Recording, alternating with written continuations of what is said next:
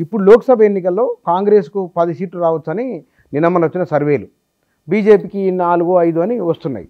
అన్న మీరన్న లెక్కల ప్రకారమే జరగాలంటే చాలా మార్పులు రావాలి ఈ నెల 2 నెలల్లో. ఎందుకంటే మే 13 పోలింగు, మే 13 అంటే ఇవాళ ఎంత 19 మార్చి ఏప్రిల్ 19. అంతే, ఒకటే నెల మధ్యలో ఉన్నది సుమారు దాదాపుగా 50 రోజులు ఉన్నది. 50 రోజుల్లో కనీసం 30 రోజుల్లో కనుక వాళ్ళు పెనుమార్పులు చేసుకొని శత్రువు మిత్రువు అయ్యి ప్రధాన శత్రువుని కొట్టడానికి అప్రజాస్వామిక అప్రధాన శత్రువులంతా కలవాలి. అంటే ఎవరు కేసీఆర్ బీఆర్ఎస్ కలవాలి, ఇక్కడ కాంగ్రెస్ అన్న అందరు కలవాలి. వాళ్ళిద్దరే కాదు, సమాజంలో ఉన్న అనేక శక్తులు వ్యక్తులు శ్రేణులు ఉన్నాయి. అనేక పార్టీల రూపంలో, సంఘాల రూపంలో, సమాజంలో అనేక కులాల రూపంలో ఉన్నాయా, మతాల రూపంలో ఉన్నాయా, అనేక సిద్ధాంతాల రూపంలో ఉన్నాయా, అనేక ఉన్నాయి కదా. ఎప్పుడు కూడా ఒక ప్రధాన శత్రువుని, ఒక ప్రధాన మనకు నష్టం చేస్తారు అనుకున్న వాడిని మనం ఒంటరి వాడిని చేయకపోతే మనం నష్టపోతామనే అవగాహన రానంతకాలం మనకి ఇంతే అవుతాం.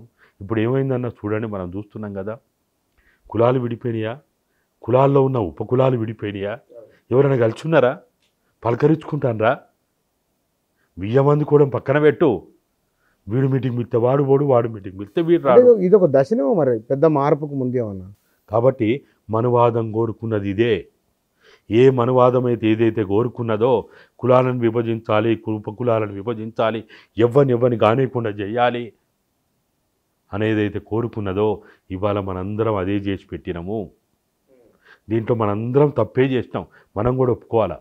మనం ఇంకా విర్రవిగుడు తనమొద్దు. మనం తప్పు చేసినామని ఒప్పుకున్నోడు గొప్పోడు. తెలంగాణ రాష్ట్ర సాధన తర్వాత మనం వాస్తవాలు మొదటి రోజు నుంచి మాట్లాడకపోవడం, తెలంగాణ వచ్చేదాకా కేసీఆర్ గురించి మనం మాట్లాడలే. ఆయన గురించి అన్ని గొప్పగానే చెప్పినాం, కీర్తి కిరీటాలకు మనం చూపించినాం. సోనియా గాంధీని తిడితే కూడా మనం మెచ్చుకున్నాం. బజారు కీర్తి అన్నాము, ఆయన ఎన్ని మాటలు మాట్లాడినా అవన్నీ మనకు చాలా ఇనసొప్పుగా ఉన్నాయి. ఆ రోజు బూతులు తిడితే కూడా ఇనసొప్పుగా ఉన్నాయి ఆ రోజు. కానీ వాస్తవాలని మాట్లాడాల్సిన సమయంలో మాట్లాడకపోతే సమాజంలో రేపు 2000 జూన్ తర్వాత 24 జూన్ తర్వాత రాబోయే ప్రమాదం భారతదేశానికి మనం కనుక ఇప్పటి నుంచి మాట్లాడకపోతే కొంత వినడానికి చూసే వాళ్ళకి మీరు అన్నట్టు జ్యోతిష్యం అనిపించవచ్చు, అభూత కల్పన అనిపించవచ్చు, మూర్ఖత్వం అనిపించవచ్చు, పిచ్చోడు అనుకోవచ్చు. నేను అందుకనే అంటున్నా, నేను మొదటి నుంచి చెప్పిన 1997లోనే చెప్పిన, నేను తెలంగాణ పిచ్చోడే సమాజాన్ని మారుస్తాడన్నా. బుద్ధిజీవులు ఎవరు చేయరు. మీరు తెలంగాణ నిజంగానే అట్టే తిరిగి దానికి ఉంది. మీరు ఉద్యమకారులని మేమంటే మీరే పదం మీరు అంటున్నారు. కానీ ఇక్కడ తెలంగాణ రాష్ట్ర రాజకీయాలలో జరిగిన ఒకనొక మార్పు, ఆ మార్పును ముందు కేసీఆర్ ఎందుకు ఓడిపోయినారో వాళ్ళు సరిగా రివ్యూ చేసుకుంటున్నారా? చేసుకుంటలేరు. చేసుకుంటే ఇట్లా ఎందుకు ఉంటుందన్న? గెలిచిన ఆయన చేసుకుంటలేడు, ఓడిన ఆయన చేసుకుంటలేడు. అది వచ్చింది బాధ. గెలిచిన ఆయన ఏం చేసుకోవాలి? గెలిచిన ఆయన కూడా చేసుకోవాలి.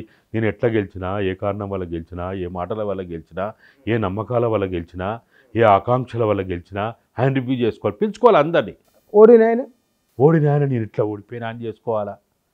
దేనివల్ల ఓడిపోయినా రివ్యూ చేసుకున్నారు కదా. అవేం రివ్యూలు అన్న, భజన పనులు ఆడొత్తిరి, జిందాబాదులు, ముర్దాబాదులు భజన చేసే మధ్యాహ్నం పెట్టిన భోజనం తింటిరి పోతురి. ఏమున్నది ఆడ? 50 పైరవులు ఉంటే మాట్లాడుకుంటుంది, పదవుల కోసం మాట్లాడుకుంటారు పోతురు. అవి రివ్యూలా? అయ్యా అన్న రివ్యూలు అంటే అవి రివ్యూలు కాదు. ముఖస్థుతి రివ్యూలు వద్దన్నా. ఇప్పుడు నేను చెప్తున్నా, బహిరంగంగా చెప్తున్నా, నేను ఓపెన్గా చెప్తున్నా, మేము కూడా తెలంగాణ రాష్ట్ర సాధన సమయంలో కానీ రాష్ట్రం వచ్చిన తర్వాత కానీ ఎప్పటికప్పుడు విషయాలు చెప్పడంలో పొరపాటు చేసినాము అని మేము ఓపెన్గా ఒప్పుకుంటున్నా. ఒప్పుకోవడం తప్పే ఉందన్నా.